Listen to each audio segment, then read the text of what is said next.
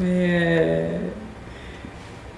notre sujet aujourd'hui, c'est la place de la nature en ville.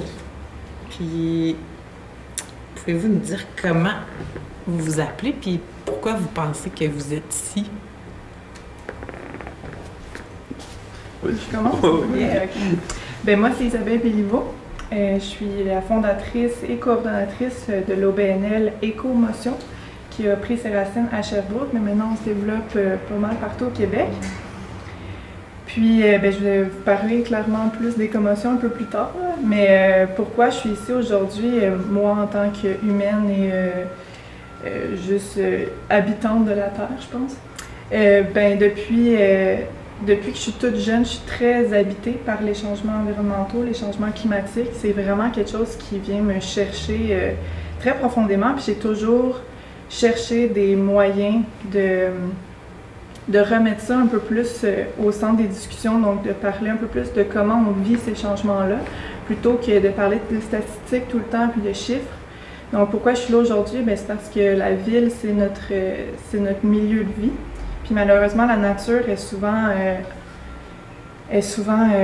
encloisonnée dans nos villes. Puis je pense que ça, c'est un problème justement à faire cette connexion-là, qu'on vit les changements environnementaux avant même de les comprendre d'une manière statistique. Donc, voilà. Moi, c'est David Lacoste, je suis le directeur général du Musée d'Histoire ici à Sherbrooke. Je suis là pour tout le volet historique, bien évidemment, le pourquoi, comment. Qu'est-ce qu'ils font là, nos parcs, dans la ville? Comment ils sont arrivés et à quels besoins ils répondaient? Au niveau plus personnel, bon, évidemment, j'en profite de ces parcs-là.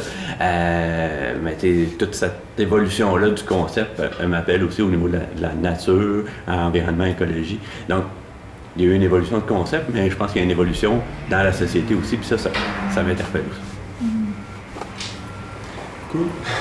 Moi, c'est Alec O'Reilly. Puis dans le fond, je pense que je suis ici, pour mon parcours un peu particulier. J'ai étudié à l'Université de Sherbrooke au baccalauréat en philosophie. Puis une des questions qui m'interpelle le plus, les questions qui m'interpellent le plus, ce sont les questions d'éthique de l'environnement. Tout comme toi, c'est des questions là, qui me rejoignent depuis que je suis tout petit, de pair avec les questions de justice sociale. Puis je trouve qu'il y a vraiment une implication entre ce type de questionnement-là. Donc, je pense que c'est un petit peu pour ça que je suis ici. Puis, en tant qu'humain aussi, comme tu disais, là, le côté plus subjectif, je pense que mon éthique de vie s'oriente vraiment vers des considérations environnementales. C'est souvent la chose que je mets le plus de l'avant. Je me promène à pied, en vélo, j'ai pas de voiture, je suis végétarien, j'essaie de manger biologique, réduire les déchets, tout ça. Donc, je pense que ça fait aussi partie des raisons de ma présence avec vous. Belle tablée. Ouais, moi, c'est Mylène Richer. Je suis ici, je pense, avec plusieurs chapeaux. Je m'intéresse vraiment aux liens entre les humains et la nature depuis longtemps. Dans mon parcours d'intervention sociale, comme travailleuse de rue, comme travailleuse de proximité, j'ai toujours constaté à quel point ça faisait du bien aux gens de se retrouver dans le bois. Personnellement, c'est un refuge aussi. Puis, dans la dernière année, je suis devenue guide de reconnexion nature. Puis, pour moi, c'est comme plein de clés de compréhension par rapport à pourquoi on a autant besoin de la nature, puis comment ça peut être aussi une porte pour vivre et agir dans le contexte de crise climatique dans laquelle on est.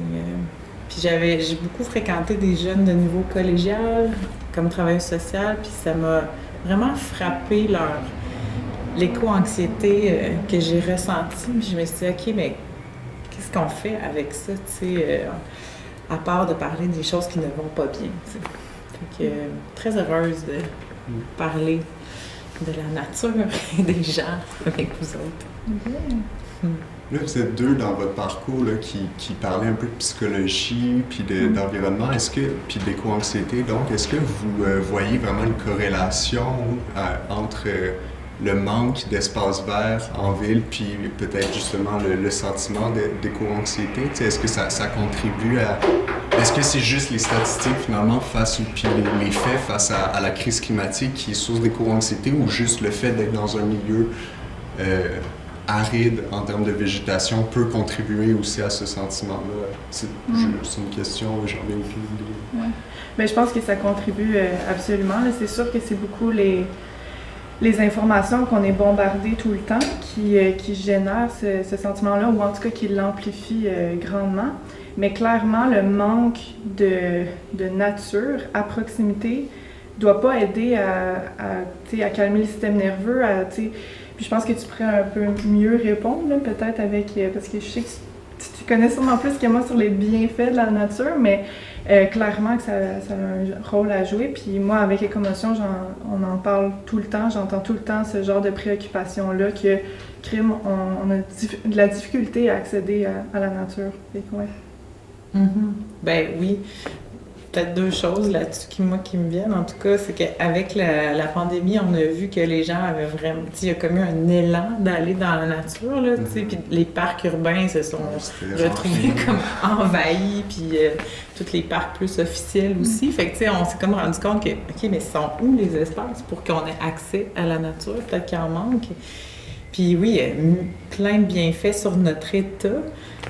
Puis aussi, c'est d'arrêter de parler de la nature comme quelque chose de séparé de nous, d'extérieur, mais de pouvoir le vivre, notre lien. Je pense qu'on en a besoin dans notre quotidien. Vraiment. Puis, tu sais, même au niveau des bienfaits, tu disais, il y en a énormément sur le système nerveux. On sait que ça va vraiment détendre les gens très rapidement. Puis, même des images de ville versus des images de nature vont activer des ondes dans notre cerveau qui sont complètement différentes. Des images de nature vont activer des ondes d'empathie puis des sensations de bien-être versus un paysage urbain va aller activer des ondes liées à la dépression puis à l'impulsivité. C'est juste dans comment on se sent. Ce qui est complètement paradoxal finalement parce qu'on se crée des environnements, les êtres humains, pour vivre qui finalement sont comme plus toxiques que l'environnement tel que laissé vierge, entre guillemets. Là. Je sais que c'est problématique comme concept, là, mais je pense que vous comprenez. Là. Oui. C'est comme on se crée des cocons pour habiter, puis finalement ces cocons-là sont totalement nocifs pour nous. Il y a quelque chose de très paradoxal, je trouve. Ils grugent. Oui, c'est ça. Ils sont mal adaptés, finalement. Ben oui, c'est ça. À nous, son oxygène, oui. C'est dans votre volet plus connexion avec la nature, comment qu'on peut rendre accessibles ces espaces-là? Parce que oui, on a des parcs en ville, ils ont été créés pour ça, mais maintenant, est-ce que c'est d'avoir un meilleur accès aux forêts environnantes ou de mieux développer ou de mieux rendre accessibles les espaces urbains, les espaces verts urbains, là, si je peux dire ça de même, je ne sais pas si ça se dit, mais je vais le dire de même. Nos parcs, nos espaces verts, la préservation de nos boisés qui sont encore dans le périmètre urbain. Est-ce que ça passe par ça ou ça passe vraiment vers une accessibilité des espaces extérieurs? Si on parle de Sherbrooke, est-ce que c'est de se rendre dans chacun de nos parcs de quartier ou c'est de se rendre dans les villes environnantes pour aller chercher l'espace vert? Là, je ne sais pas qu'est-ce qui est mieux ou comment... C'est parce que si on parle d'images de nature versus images de la ville, quand on s'en va sur le bord de la rivière Saint-François, on a l'impression d'être complètement dépaysé parce qu'on est dans le trou de la rivière finalement, alors que si on était resté en haut de la côte, ça aurait été autre chose. Fait que je ne sais pas comment... c'est quoi la solution ou comment qu'on peut rendre accessible cet espace-là? Mais pour moi, il y a vraiment deux trucs dans ce que tu dis qui sont intéressants. C'est comme l'accès puis la connexion à la nature en ville. Tu sais, le ciel, il est partout, là, même à côté des buildings. La rivière, à Sherbrooke, on a la chance. Il y a plein de lieux. Tu sais, comment activer cette connexion-là avec l'arbre qui est dans ta rue, tu sais, ou l'oiseau qui passe, ou il y a vraiment, je pense, se ramener à cette connexion-là qui peut être n'importe où. Puis c'est faux un peu d'attendre, de se dire qu'il faut que je prenne mon char, il faut que je conduise une heure, il faut que je me rende dans un parc national, puis que je vive une activité super intense pour me connecter avec la nature. Tu sais, je pense que c'est un leurre un peu d'y aller comme ça. Mais en même temps, tu sais, en 2021, il me semble qu'il faudrait que dans nos projets de développement municipal, il y ait vraiment une protection de l'environnement puis qu'on arrête de tout raser pour reconstruire, ce qu'on peut, puis protéger les espaces de forêt qui restent, sont tellement précieux. Oui, je dirais même aussi, by the way, j'ai étudié aussi en écologie puis en environnement. Puis, on parle beaucoup de connectivité des habitats, mais je trouve ça tellement pertinent aussi pour, tu sais, dans une ville, que les parcelles plus boisées ou les parcs soient connectés par des espaces verts. Puis ça, c'est pas compliqué, là, pour vrai. Verdir des ruelles, tout ça, pour aider justement la connexion, non seulement pour justement la faune, mais aussi pour les humains, de passer par des chemins qui sont sécuritaires, qui sont sains, puis qui attirent justement des oiseaux et tout, puis que là, déjà là, on a des bienfaits, clairement. Voilà. Je trouve ça intéressant, cette lignée de pensée-là. Je réfléchissais un petit peu justement avant de venir ici. C'est quoi vraiment la place de la nature à Sherbrooke? Où est-ce que je me sens en nature à Sherbrooke? Ça fait longtemps que j'habite ici, je me promène beaucoup, j'aime ça me balader en plein air, donc je vais aller trouver ces endroits-là. Puis je me disais, d'abord, il y a les parcs, les boisés, mettons le parc Victoria, GC, ces affaires-là. Les pistes cyclables, il y a des tronçons de pistes cyclables où est-ce que là, je me sens vraiment en nature. Puis sinon, quelques endroits dans des quartiers résidentiels relativement aisés. Puis là, en pensant à ça, je trouvais ça drôle. J'ai comme trouvé une genre de corrélation, je sais pas si vous seriez d'accord avec moi, là, mais entre les endroits un petit peu aisés et de divertissement, puis la présence de nature, puis dans l'espace de la ville, là, géographique, puis les endroits où est-ce que se déploie plus l'activité socio-économique et corrélée avec, mettons, le manque d'espace vert, le manque de nature, comme, mettons, le centre-ville, il y a des bacs de fleurs, mais c'est tout, je me sens pas en nature. Donc, dans l'espace géographique là, de la sphère socio-économique, c'est comme si la nature est tassée, puis elle est réservée à des endroits de divertissement ou de quartiers résidentiels relativement aisés. Puis je me disais peut-être que justement une manière de réintégrer la nature en ville, ça serait de travailler cette dichotomie-là, de ne pas voir la présence de la ville que dans un contexte de divertissement, c'est-à-dire réintégrer la nature dans des activités économiques. Ça pourrait passer par des jardins communautaires, ça c'est une activité économique qui pourrait prendre place au centre-ville, puis c'est vert, ça amène un espace vert, donc c'est ce genre de réflexion-là. Comment est-ce qu'on peut amener la nature ailleurs que dans les espaces géographiques qui sont réservés au divertissement ou au bien-être des communautés relativement aisées, là, comme dans le Vieux-Nord. Je vais te répondre du côté historique, parce que les espaces ont été créés pour ça, pour avoir soit des espaces de divertissement, soit des espaces de ressourcement. Là, dans le quartier ouvrier, c'était de créer un parc pour que les gens puissent aller profiter de la nature. Puis ça revient à ce que vous disiez tantôt, dans le sens que les gens travaillaient à l'usine 12 heures par jour et avaient besoin de cet espace-là de ressourcement. Parc Racine a été développé dans cette optique-là, alors que d'autres parcs, Champ de Mars ou Square Portland, en avant de l'école Mitchell, eux ont été construits. Là, c'était les notables qui voulaient des espaces d'amusement. Et ça rejoint un peu ce que tu dis. On a développé dans certains quartiers des espaces d'amusement sans nécessairement garder un espace juste naturel, si je peux dire. Le Boisé-Beckett, aujourd'hui, est plus naturel. Fait là, on y va, c'est des sentiers et tout. Puis là, on peut se sentir un peu plus dans la nature, en plein milieu de la ville, ou en tout cas, limite. Mais en même temps, c'est ça. Il y a cette volonté-là de la ville maintenant d'agrandir le parc. C'est une bonne chose en soi. Ça va préserver les espaces. Puis, mais il y a, là, dans le futur, je ne sais pas comment on peut préserver ces espaces-là. On a créé, puis là, le règlement municipal, c'est quoi, 10 ou 15% des nouveaux développements qui doivent garder un espace vert, c'est ce qui est mini, surtout s'ils rasent tout, puis ils enlèvent tous les arbres pour garder juste 10%, c'est autre chose. Mais là, je sais que tu es au centre-ville, il y a des projets de réappropriation des berges, l'espace d'Offrin en face du musée, nous, on est directement dedans, avec le nouveau pont et tout ça, de redonner des parcs ou des espaces verts à la population pour pas justement s'en aller dans un quartier où être obligé de prendre sa voiture pour aller dans un espace vert, c'est un peu un non-sens. Mais en même temps, chaque quartier devrait avoir son espace où il se sent bien. C'est pas nécessairement développé de même présentement.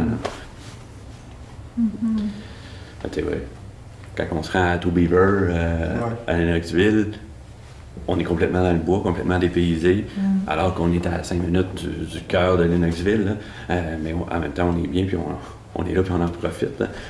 Puis là, il y a autant le volet nature non aménagé que les parcs et le volet amusement.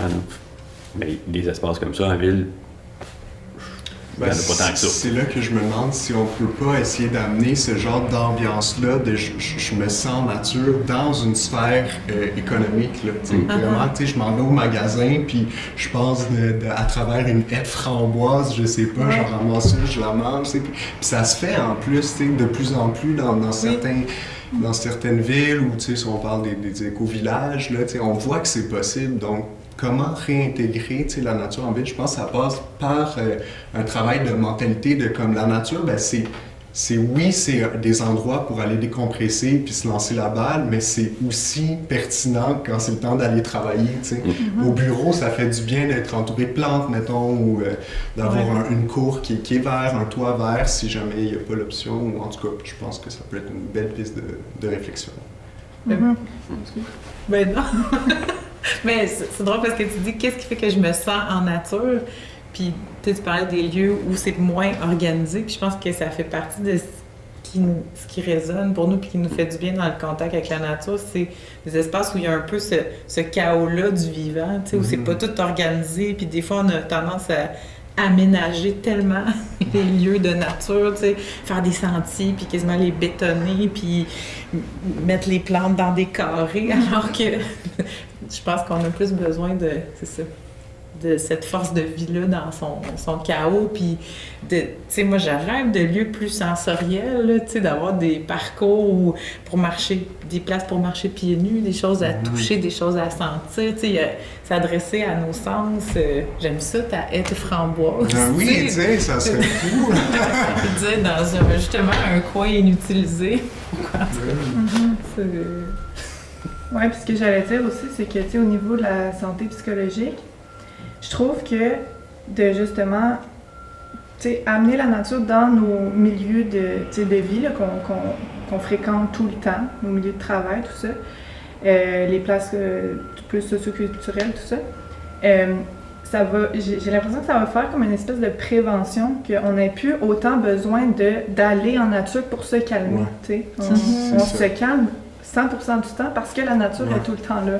Puis ça, je pense que ça aurait un gros impact sur notre capacité à être résilient face au changement climatique en ce moment, qu'on se prend en pleine face puis qu'on ne sait pas comment réagir à ça parce que justement, on est déjà constamment stressé, on est déjà constamment sous pression. Fait que oui, c'est 100% pertinent. Maintenant, c'est souvent le comment, parce que c'est une très belle vision. Je pense que plusieurs personnes la partagent, mais le problème, c'est toujours ça, c'est le comment. On part d'un sentiment, OK, oui, on aimerait ça. Comment on le concrétise maintenant? Puis je pense que je vous renvoie la question parce que je me la pose tout le temps, honnêtement. Puis c'est pas une question facile, hein? C'est ça. Est-ce que c'est dans les actions municipales, par exemple, de dire on garde plus que 10 % ou on oblige de garder des arbres ou on oblige de planter des arbres? J'étais dans une autre municipalité avant où il y avait un remboursement sur les gens qui se construisaient s'ils plantaient X nombre d'arbres ou un arbre, au moins un arbre en avant de chez eux. Ça avait l'air de rien, mais aujourd'hui, le nombre de quartiers qu'on voit qui sont juste pas d'arbres. Moi, chez nous, j'ai un quartier récent là, où je reste, mais je demandais à ma fille la semaine passée, c'est quand la dernière fois que tu as vu un écureuil dans le quartier? Puis là, elle me disait, je pense que j'en ai jamais vu. C'est quand même une problématique. On a une mangeoire, puis il vient 2 oiseaux par année. Pourtant, on est en ville, mais écoute, ici au centre-ville, on va en voir là, des oiseaux, des ratons laveurs ou n'importe quoi, mais un petit peu à l'extérieur du centre-ville, on ne voit plus rien. Parce que le quartier n'a pas été conçu en gardant ces espaces verts puis en gardant cette nature-là. Il n'y a rien, en tout cas moi personnellement, il n'y a rien de plus relaxant que quand je m'en vais à la pêche, je suis assis dans la chaloupe, puis je fais rien d'autre que voir la nature puis relaxer, même si ça ne m'en pas, c'est pas grave. Là.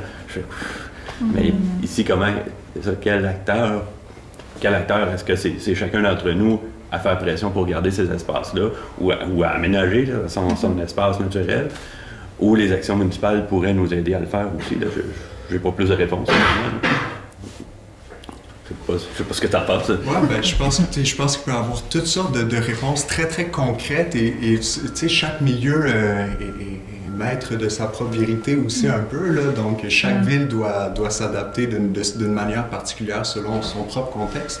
Puis c'est vraiment pas ma spécialité là, de savoir exactement est-ce qu'il faudrait imposer un pourcentage sur le budget de chaque nouvel bâtiment pour le verdissement. Tu sais, je m'y connais plus ou moins bien là-dedans, mais par rapport au fondement d'une approche politique, ça, j'ai un peu plus réfléchi par rapport à ça, puis ça me faisait penser à ce que tu disais là, entre le lien de l'efficacité environnementale et sociale, psychologique là, des espaces verts. Ça me faisait penser à un philosophe environnemental qui est, lui, c'est Murray Bookchin, puis c'est le fondateur de l'écologie sociale. Puis le gros de la pensée de l'écologie sociale, en fait, c'est de dire que la crise environnementale telle qu'on la connaît en ce moment, ses racines sont sociales, en fait. Donc, la prémisse de base, c'est comme la domination entre êtres humains précède la domination de l'humain sur la nature. Puis le genre de retombée que ça peut avoir, ce pensée-là, c'est de se dire toujours penser conjointement politique sociale et politique environnementale. Donc, dans le verdissement, mettons, du centre-ville de Sherbrooke, ce que ça peut être, c'est de se dire comment est-ce qu'on peut, là, il y a un camp en ce moment là, qui grandit de jour en jour d'itinérants en dessous de personnes précaires, en situation précaire sous le pont Joffre. C'est de dire, OK, comment est-ce qu'on pallie une aide à ces gens-là, puis un verdissement des villes. Je pense que ça, c'est vraiment des pistes de réflexion intéressantes pour élaborer des solutions. Puis concrètement, là, une solution qui peut sortir de ça, je vais le marteler souvent, là, mais c'est vraiment les jardins communautaires. Tu sais, c'est un exemple de lutte sociale et environnementale, de verdissement de la ville, qui ferait du bien pour l'environnement, pour la psychologie. Ça offrirait un emploi peut-être à des gens qui en ont besoin, de la nourriture, un espace sain où est-ce que, tu sais, je sais pas, moi, tu travailles, tu as une pause de dîner, le jardin communautaire il est à 2 pieds, ben tu vas manger ton sandwich là, tu retournes au bureau après. Ça, tu sais, c'est comme ça, c'est tellement interdisciplinaire finalement comme solution. Puis donc, ouais, je pense que de toujours penser un petit peu le côté social et environnemental comme allant ensemble dans ce genre de solutions-là, là, je pense que ça peut être vraiment des belles pistes de solutions plutôt que, admettons, pour donner un contre-exemple, là, planter une ligne d'arbres sur le bord d'une rue, je veux dire, OK, on verdit la ville et tout, mais est-ce que c'était réellement efficace comme solution? Est-ce qu'on est allé toucher à plusieurs problèmes en même temps? Peut-être moins, en tout cas. Effectivement, il y a tu me fais penser à toute la question de l'accessibilité des ressources, l'autonomie, tout ça. Puis quand on parle d'éco-anxiété, souvent, ce qui revient genre tout le temps en fait, c'est que la menace des changements climatiques fait en sorte on l'a vu en plus avec la pandémie, là, on l'a vécu, puis là, on sait que ça va être sûrement plus intense avec tous les bouleversements climatiques, mais l'accès aux ressources alimentaires ou autres est plus difficile en temps de crise. Donc, si on fait, par exemple, des jardins communautaires, puis qu'on autonomise les gens localement, ben ça va, selon moi, réduire l'anxiété face au changement climatique. Puis, il y en a plein des choses comme ça qu'on peut faire, parce qu'on parle beaucoup de verdissement, de ramener la nature à nous, mais ces choses-là aussi, qui sont aussi du verdissement, ont d'autres fonctions, finalement, qui sont sociales, effectivement. Je vois ça comme une façon aussi de comment optimiser un projet. Tu sais, si un projet score sur le palier environnemental, c'est cool, mais s'il score sur social, économique, psychologique, tu sais, lutte contre la pandémie, c'est comme, OK, là, on a vraiment une solution, tu sais. La ligne d'arbre ou le jardin communautaire, tu sais. Mais finalement, c'est ce qu'on réalise. Le problème, je pense, en ce moment, parce que, tu sais, les politiciens et politiciennes, ils ont beaucoup inclus ça dans leur discours d'environnement, mais concrètement, ben, ils plantent des rangées d'arbres. C'est comme, OK, mais peut-être qu'il faudrait penser les luttes environnementales conjointement avec d'autres préoccupations pour avoir des projets qui, juste d'un point de vue environnemental, font plus de sens, parce que justement, un jardin, c'est vraiment pertinent. Tu me fais penser, moi j'ai travaillé dans une municipalité ici, pas loin de Sherbrooke, où eux avaient décidé de verdir les espaces, là, justement, les grands murs de béton qui étaient sur le bord de la route. Ils avaient décidé de faire des murales, mais très nature, là, plutôt que plutôt que de faire, comme ici en ville, les trompe-l'œil, eux, ils étaient très dans les grandes feuilles et des trucs comme ça. Mais en même temps, ils ont développé un espace de jardin collectif. Fait que là, avec des bacs, c'était pas super grand comme espace, mais ça reste qu'il y avait 6-8 bacs où les gens avaient fines herbes, tomates, petits légumes là, qui se plantent bien dans un bac finalement. Mais c'était une joie de voir les gens aller dans cet espace-là, cueillir, se faire une salade finalement, puis repartir avec. Dire, OK, on vient d'accomplir notre mission, même si les gens restent pas là assis à profiter parce que c'était quand même le milieu de la ville, là, mais ça reste que d'aller en profiter, de dire « Ah, c'est là, je vais aller compléter ma sandwich, puis je vais aller me chercher une tranche de dessus, mettre dedans. » Mais au moins, les gens en profitaient, puis c'était le fun à voir. Mais c'est ça, cette municipalité-là, OK, ben maintenant, ils ont pris d'autres décisions qui, peut-être au niveau environnemental, pourraient être questionnables, mais à ce niveau-là, au niveau du verdissement, OK, oui, OK, ils ont réussi ce bout-là. Est-ce que c'est assez? Peut-être pas. Est-ce que Sherbrooke, pour une forme de centre-ville qui est peut-être pas la même que dans cette ville-là non plus. Il y a des enjeux aussi de qui fréquente ces parcs-là. Le parc ici sur Alexandre, il est beau, il sert avec la murale et tout, mais est-ce qu'il pourrait être aménagé autrement pour que les gens puissent en profiter? Pourquoi pas? Mais c'est ça, ça fait partie des actions, soit des organismes, soit de la ville. Ah oui, OK, dans tel secteur, on serait dû. Plutôt que, et au niveau de la densité urbaine, on ne veut pas tous des édifices de 12 étages à côté de chez nous, mais ça reste que, au niveau de la densité, ça fait en sorte que ça brise peut-être le paysage, mais en même temps, tant qu'à avoir des espaces à côté de parking ou des trucs de même, là, mais en même temps, ça fait en sorte que, oui, il y a plus de monde, puis on empêche l'étalement urbain. Je sais qu'il y a des politiques comme ça en ville, ici et ailleurs, mais ça reste que c'est pas nécessairement, on dirait, toujours appliqué de la bonne façon, on va dire comme ça. Mais au niveau de ce ressourcement-là, ça veut pas dire qu'on aurait plus de densité puis on viendrait se ressourcer en ville, je pense pas, mais ça reste que tant qu'à avoir un bloc de béton à côté de chez nous, bon, tout aussi bien d'avoir une densité, puis dire, ben là, à ce moment-là, on voit la ville autrement. Là. Est-ce que tu penses que ça permettrait de libérer des espaces pour aménager des aménagements verts? Bien, je suis pas sûr que la densité libérerait des espaces. Par contre, ça ferait en sorte qu'on en empêcherait l'étalement urbain. C'est tout le tour de Sherbrooke qu'on rase des forêts. Puis je pense au boisé à Scott Lennox, qui va se faire raser d'ici 10 ans pour mettre des nouveaux développements. Peut-être qu'on serait mieux de favoriser la densité au centre-ville plutôt que d'aller raser une forêt où les gens vont, profitent puis se ressourcent. Là. Ouais, je pense aussi. Avais-tu quelque chose à ajouter ou on se pose des questions? Il y a tellement de...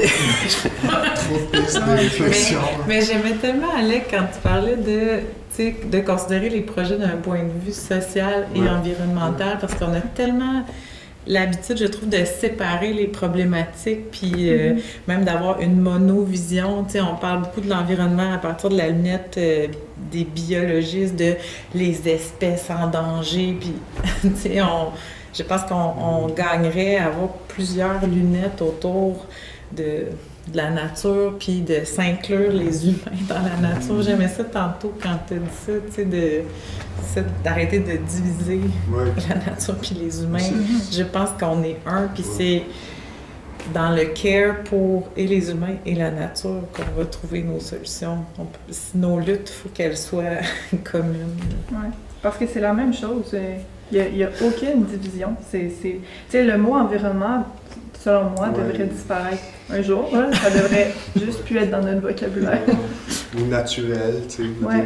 L'artificiel est un produit du naturel, finalement. Là. Effectivement. Mais la pensée écologique, c'est une évolution, là, parce qu'au départ, on parlait plus de nature que d'écologie, on parlait plus de nature que d'environnement, parce que la nature, c'était tout ce qui était naturel. C'était l'arbre, c'était la beauté du paysage, alors qu'après ça, on est arrivé dans l'environnement, tout ce qui est autour de nous. Puis là, c'est l'environnement urbain, l'environnement naturel aussi. Puis tranquillement, on est arrivé à l'écologie, puis là, sur l'impact de l'homme sur la nature, alors qu'au départ, c'était la nature en soi. C'est comme le retour ou la boucle qui est bouclée, si je peux dire. l'approche n'est pas la même, mais en même temps, au moins dans les 40 dernières années, il y a cette conscience-là de dire retournons à la nature, puis ramenons ce mot-là plutôt que de dire hey, on parle d'environnement. Donc, sous l'environnement, c'est un sens très large de ce qui est autour de nous. Là. Alors que la nature, ben là, c'est l'arbre. Comme je dis, la forêt, c'est tout le paysage naturel, si je peux dire, de ces rivières, ces champs. Mais c'est aussi de ramener l'humain dans la nature. Oh, oui, c'est ça. C'est ce que j'entends quand tu dis l'environnement, c'est comme ce qui est autour de nous, mais comme si on n'en fait pas partie. Oui, c'est ça. Tandis que dans la nature, on est l'être de la nature, au même type que les animaux, la flore et tout. C'est des questions qui reviennent souvent quand même là, en éthique de l'environnement, philosophie de l'environnement. Puis ce qui est quand même intéressant aussi, c'est que, tu sais, là, on dit penser l'être humain dans la nature et tout, puis là, ce à quoi je pense, c'est les sceptiques qui écoutent ça, puis sont comme, bon, là, ils vont nous prêcher de la religion Gaïa, puis ci, puis ça, puis oui, t'as toute une mentalité, là, je pense aux sagesses autochtones, entre autres, qui c'est beaucoup dans cette lignée-là, là, très, très spirituelle, mais en fait, Murray Bookchin, dont je parlais tantôt, lui, il a cette vision-là aussi, puis en fait, c'est pas du tout... de la manière que lui réfléchissait, puis c'est totalement correct de le réfléchir dans un paradigme religieux, là, c'est pas ce que je suis en train de dire ici, c'est juste qu'il y a plusieurs façons de voir l'être humain comme étant un avec la nature et que ce n'est pas nécessairement religieux, puis Murray Bookchin, lui, c'est vraiment des considérations qu'il a pour des raisons purement scientifiques en fait, puis il voit vraiment l'être humain comme un agent particulier qui peut habiter, tu sais, la nature, parce que l'être humain, on a quand même cette spécificité-là de construire, tu sais, des villes, un petit peu comme les castors. Quand je pense à des animaux qui nous ressemblent à ce niveau-là, je pense aux castors qui font leur hit, qui font un barrage. Mais tu sais, les humains, dès qu'on se sédentarise, puis même les chasseurs-cueilleurs, on se construit un environnement à notre image, puis on a une capacité quand même rationnelle assez élevée. Puis Murray Bookchin, lui, il est comme, OK, pourquoi ne pas utiliser ça pour habiter la nature de façon réellement rationnelle, en fait? Parce que là, le problème en ce moment, c'est qu'on a oublié qu'on est faisant partie de la nature, et donc cela se traduit dans nos villes par, comme on disait, là, des cocons toxiques là, qui ont plus rapport avec des environnements qui sont sains pour notre espèce, tu sais.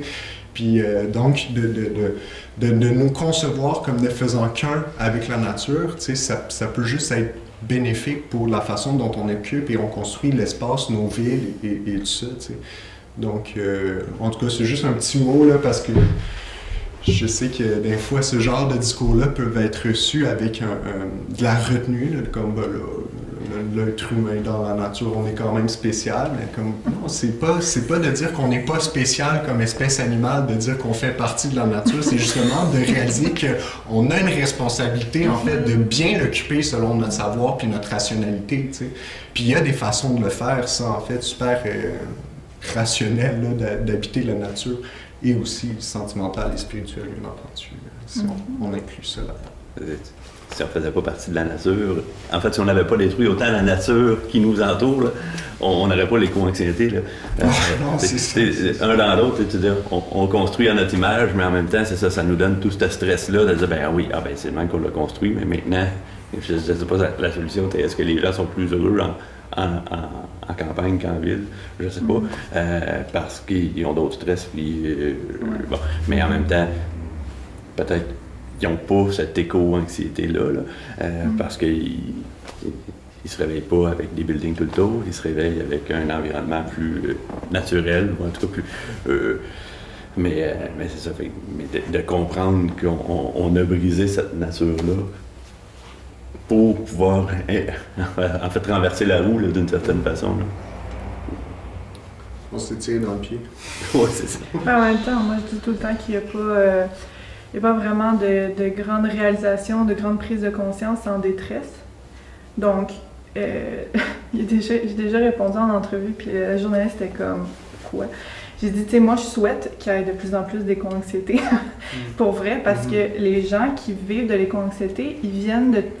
Ce qui leur arrive, en fait, c'est que leur mécanisme de défense, qui les maintenait dans le déni, qui les maintenait dans une pensée magique que la technologie va nous sauver ou peu importe, leur mécanisme tombe et là, ils sont en détresse.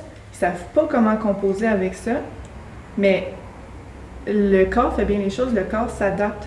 Quand on est en détresse, il va trouver des solutions. On devient extrêmement créatif quand on est dans cet état-là.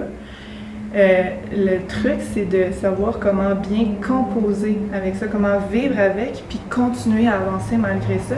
Parce que si on tombe dans l'incapacité à fonctionner tellement qu'on est prise par de l'anxiété ou des symptômes, même des fois dépressifs, ben là, pas qu'on sert à rien, mais dans le sens que ça nous aide pas à avancer collectivement.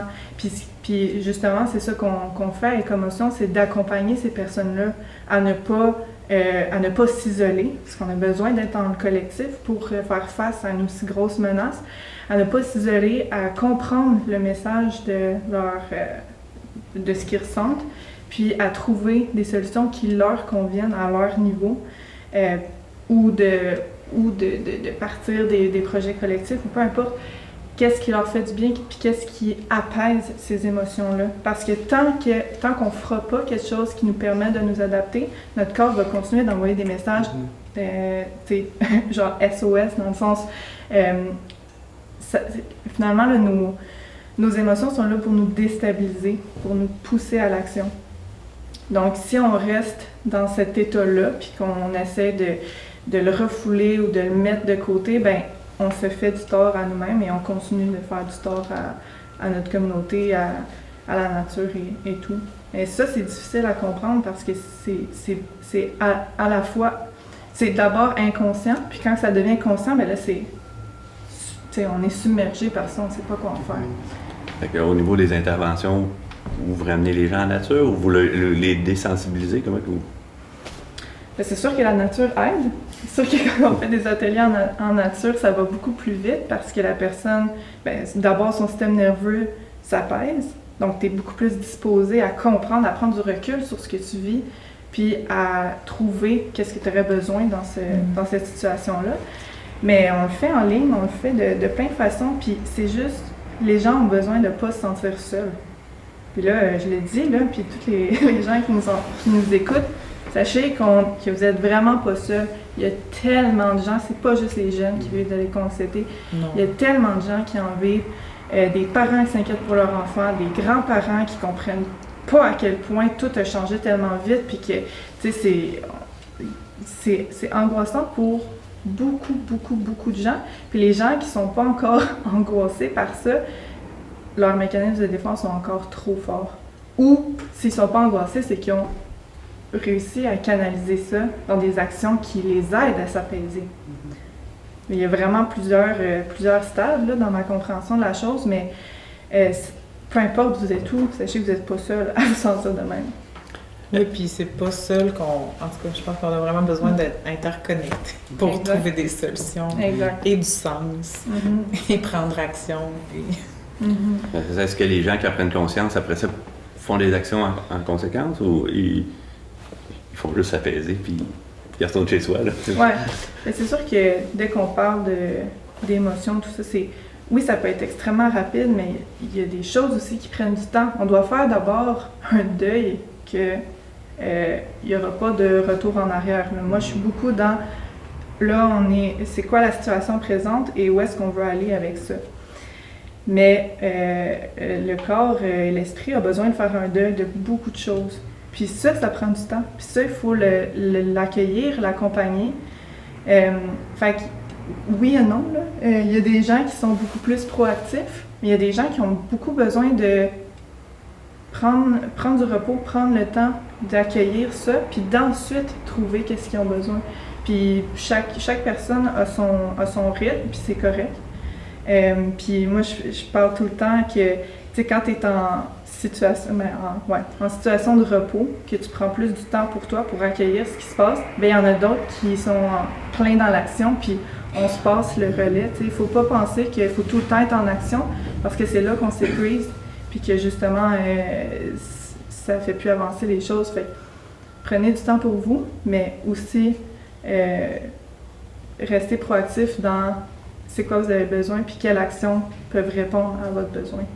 Puis ça, c'est juste vous qui c'est pas moi qui vais vous donner les réponses. Moi, je suis là pour accompagner. Ben, je dis moi, mais tous les intervenants chez Écomotion. Mais c'est ça, les réponses sont en vous, là. C'est différent pour tout le monde. Quelque chose que je trouve intéressant d'un point de vue philosophique de ce que tu mentionnes, c'est la notion de deuil, en fait. Mm-hmm. Parce qu'effectivement, il n'y aura pas de retour en arrière. Là. Comme régler la crise climatique, ça ne veut pas dire retourner dans les 30 glorieuses. Là. Puis ça, c'est quelque chose que je pense que de se dire, mettons, quand on pense à la place de la nature en ville, comment est-ce qu'on peut amener plus de nature en ville? Ce genre de questions-là, je pense qu'un premier step, là, justement, c'est de faire des deuils de certaines habitudes ou certaines manières de faire, certaines façons d'occuper le territoire, qu'on doit juste se dire, OK, c'était comme ça, il y avait des choses plaisantes dans cette façon-là de faire, mais c'est plus viable pour des raisons environnementales, sociales, blablabla, et puis il faut trouver d'autres solutions. Puis ça me fait penser à une petite idée loufoque là, que j'ai eue à mon coloc, je plug Nicolas ici, on parlait de ça un peu en brainstorm, on disait, hey, imagine, on végétalise les trottoirs, là, comme c'est plus du béton ou du ciment, c'est carrément des chemins de terre avec des mauvaises herbes, puis ci, puis ça. Puis là, après ça, j'en parlais à ma famille, puis là, eux autres, c'est comme s'ils ont vraiment accueilli ça d'une façon, mais là, on va perdre du confort là, pour les personnes à mobilité réduite, personnes âgées, puis je comprenais tout ça, puis je pense que c'est vraiment des considérations importantes à avoir dans ce dossier-là, mais en même temps, j'avais envie de dire, mais tu sais, le luxe de pouvoir se promener sur une surface plane partout en ville, peut-être qu'il faudrait le déconstruire un peu, de se dire, c'est pas grave de marcher dans un sentier tout boiteux de gravelle que tu bêches 2-3 fois pour aller à l'école. Je veux dire, il est où le problème là-dedans? C'est sûr que c'est peut-être qu'il y a des petites problématiques qui découlent de ça, mais si on regarde peut-être les retombées positives de ce genre de solution-là versus ce qu'on perdrait, je pense que justement, il faut faire un deuil de certaines choses comme se promener sur un trottoir peut-être, là, mais ça, c'est une idée un peu loufoque, là, mais c'est pour exemplifier. En tout cas, de ne pas avoir peur de faire un deuil sur des choses qui pouvaient être plaisantes, mais que, justement, si on prend les impératifs de cette crise-là, il y a des conforts, il y a des deuils qu'il va falloir laisser, il y a des deuils qu'il va falloir faire, puis c'est comme ça qu'on va pouvoir passer au travers, là, parce que sinon, on n'y arrivera pas. Mais je pense qu'il y a aussi l'émerveillement. En tout cas, moi, je suis convaincue que plus les gens vont être en lien avec la nature, plus ce lien-là va être vivant. Puis je pense beaucoup aux enfants aussi, que de cette énergie-là va naître un prendre soin, puis une envie d'être dans l'action. Moi, je trouvais ça super intéressant. Je disais sur des gens qui s'intéressent à l'éducation, à l'environnement. Mais tu sais, on ne devrait pas parler aux enfants de la crise climatique avant qu'ils soient vraiment des adolescents. On devrait plutôt axer sur leur laisser expérimenter leur lien avec le vivant. Pas que leur relation commence avec des problèmes puis des ours polaires. C'est premièrement beaucoup trop gros pour eux à comprendre puis comme situation à se sentir responsable. Mais aussi, c'est ça, de nourrir notre lien, la connexion, la beauté, l'émerveillement. Je pense que des fois, on passe un peu. Je pense que c'est. Tu dis ça, puis je me rends compte, c'est ça, j'étais tellement axé sur le négatif avec le deuil, mais l'émerveillement est comme un peu une condition aussi au deuil de se dire comme je vais être capable de faire le deuil sur ces affaires-là parce que je valorise finalement d'autres choses. Je m'émerveille du fait que la ville se verdisse, etc. Donc je pense effectivement la logique est double ici. Il faut à la fois être capable de faire un deuil, puis de s'émerveiller des opportunités qui s'ouvrent finalement là, dans cette lutte-là au changement climatique, axée sur le positif aussi. Mais puis sur l'humilité, parce que je trouve que quand on a besoin de se ramener dans notre...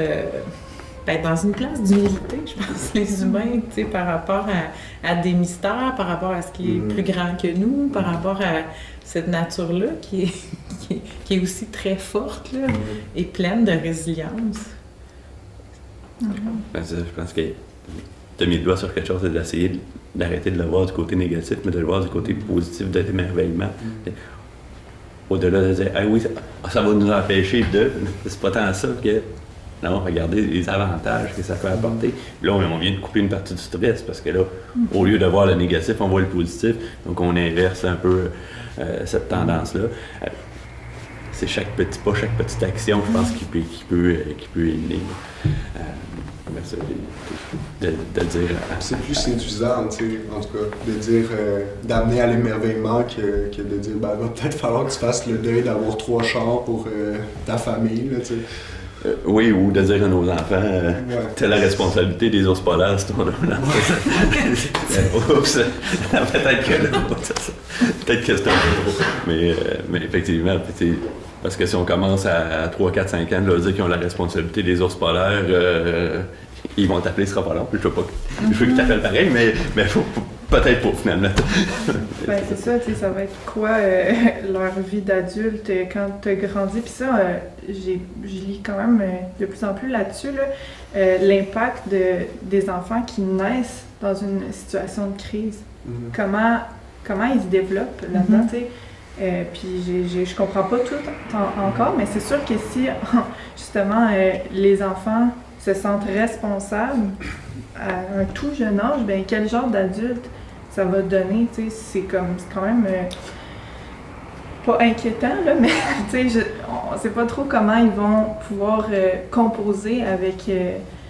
Puis tu sais, moi je me considère comme, justement, je suis née en 95, là, mais tu sais, dès que j'avais 5-6 ans, j'ai commencé à comprendre, OK, la Terre va pas bien, puis ça a beaucoup, comme j'ai dit en début, là, ça a beaucoup influencé mes choix. Je suis allée étudier en écologie, en environnement, je me suis super gros impliquée dans le mouvement étudiant pour le climat, j'ai parti à un organisme dans ce sens-là.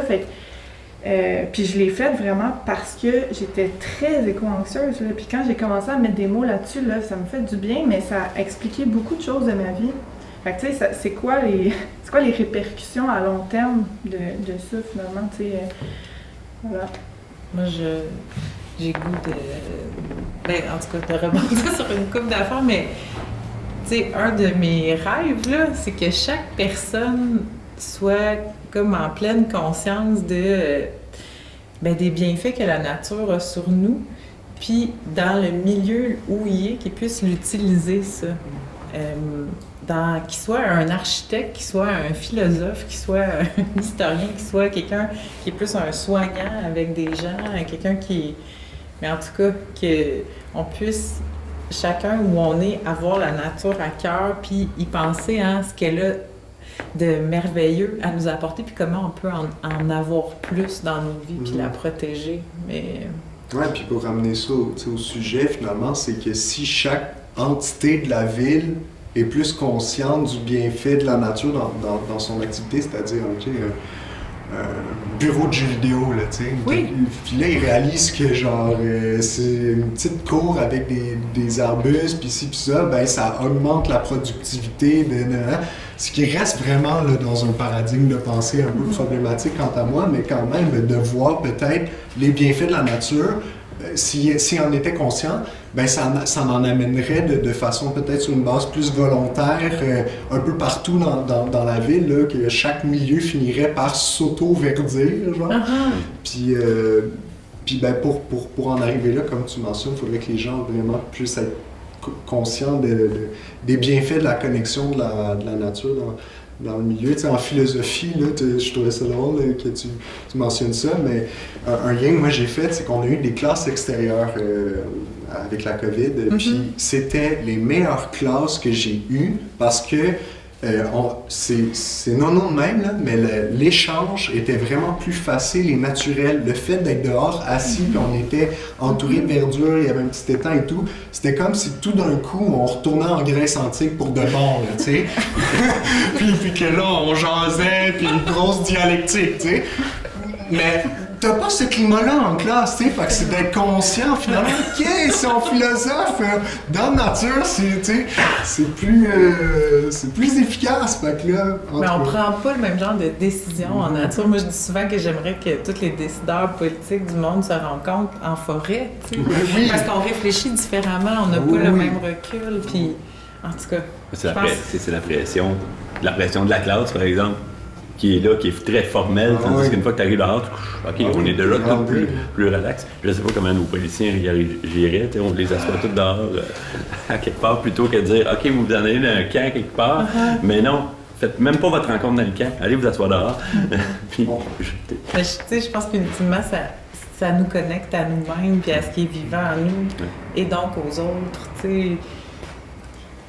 Est-ce que tu penses que ça serait justement une solution que tu prendrais pour amener plus de nature en ville, que les gens prennent ce temps-là de reconnexion, un peu individuel pour avoir cette introspection-là de comment moi je peux en amener plus? Est-ce que c'est un petit peu ça que... Bien, individuel, mais comme Isabelle dit, je pense qu'on a vraiment besoin de le faire ensemble. Aussi. Il y a un pouvoir du groupe. Puis moi, je suis convaincue que les gens sont tous connectés à la nature, mais des fois, c'est quelque chose qui est en dormance ou qui est en oubli.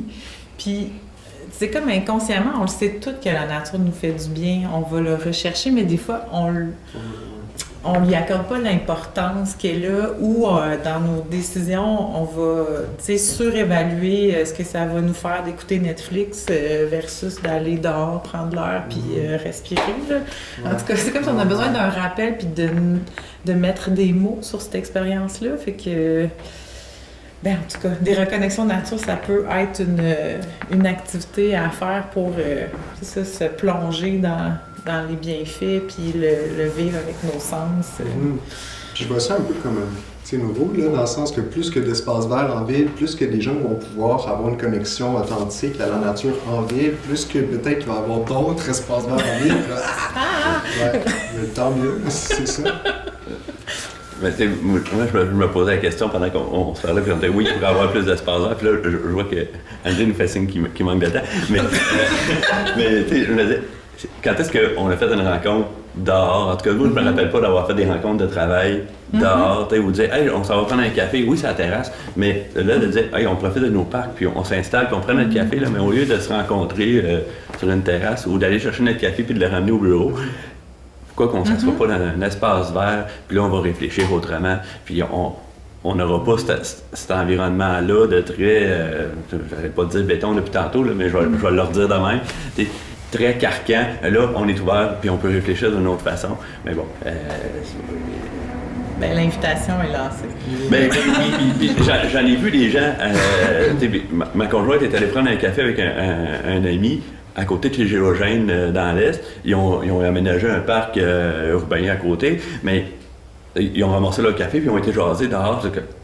Voyons, pas qu'est-ce qui vous prend, mais quasiment, parce qu'il n'y a personne qui fait ça, dans le sens que, c'est ça, on va aller sur la terrasse du café, plutôt que de le prendre puis d'aller dans un espace vert, puis en tout cas, c'est peut-être dans mon réseau qu'on fait pas ça, mais je suis pas sûr que, naturellement, c'est ça qui est fait non plus, là.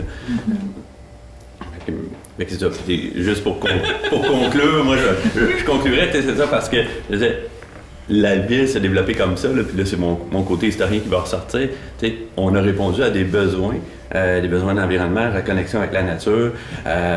Une année, c'était la proximité de l'eau, la proximité de la forêt, ça fait du bien. Ça répondait à différentes maladies, des solutions à différentes maladies. Donc, créons ces espaces verts-là. Maintenant, on dirait qu'on a comme oublié que ces espaces-là sont là ou répondaient à ce besoin-là. Aujourd'hui, on crée des parcs de quartier, on met un module de jeu, puis on dit que les familles vont être contentes. C'est pas nécessairement ça qu'on voulait. Mais c'est ça, de revenir à l'essentiel de cette raison d'être-là, de ces parcs-là, ou de ces espaces verts-là, mais en protégeant les nouveaux, puis sans trop les aménager. Puis ça, je suis assez d'accord là-dessus. Oui, qu'il y ait un sentier... Je comprends les gens qui sont responsables des sentiers qui veulent pas que les gens aillent briser des branches partout, mais en même temps, les gens qui y vont, c'est pas nécessairement pour briser des branches, c'est pour justement profiter du lieu. Fait que, on a la chance à Sherbrooke d'avoir des beaux espaces verts. Mon Bellevue, Beckett, Domaine Howard en font partie. C'est une richesse de la ville. Là, quand on regarde la ville de haut un peu, la ville est quand même verte. Mais je comprends quand même de cette éco-anxiété-là, de dire, ben, on reste qu'on se développe, puis qu'on a ce stress-là, puis qui est toujours dans les médias aussi. Là. Enfin, je comprends, on est privilégié d'une certaine façon d'avoir une ville d'une moyenne taille, mais c'est ça, avec ces espaces-là, mais de recomprendre ces espaces. Très beau. Avez-vous un mot de la fin? Ouais, est-ce qu'on fait un mot de la fin? Veux-tu y aller? Okay. Ben moi, je voudrais juste, puis ça va comme connecter deux choses que vous avez dit, là, mais vraiment important qu'on comprenne qu'il y a il y a toujours un revers de la médaille, là, fait que oui, on parlait de deuil, mais oui aussi de s'épanouir, puis de voir aussi qu'est-ce qui existe encore, puis qu'est-ce qu'on veut protéger, parce que quand on a conscience qu'on a toujours un lien avec quelque chose d'important, ben on veut le protéger absolument. Et que ne pas oublier que les deux sont importants. Moi, je pense à la fin, on a beaucoup orienté les discussions sur l'individu et tout, mais là, c'est ma petite tradition philosophique qui va ressortir de mon jupon. Mais je pense que vraiment d'amener le problème à un niveau sociétal, politique, économique, je parlais d'imbrication entre les luttes environnementales et sociales. Pour moi, c'est vraiment nécessaire pour rendre possible tout ce dont on a parlé aujourd'hui, en fait. Il faut que la machine se mette en route, là, pas juste les individus, chacun de leur part. Ouais, merci. Oui, c'est quand je continuerai à parler. Oui, moi aussi.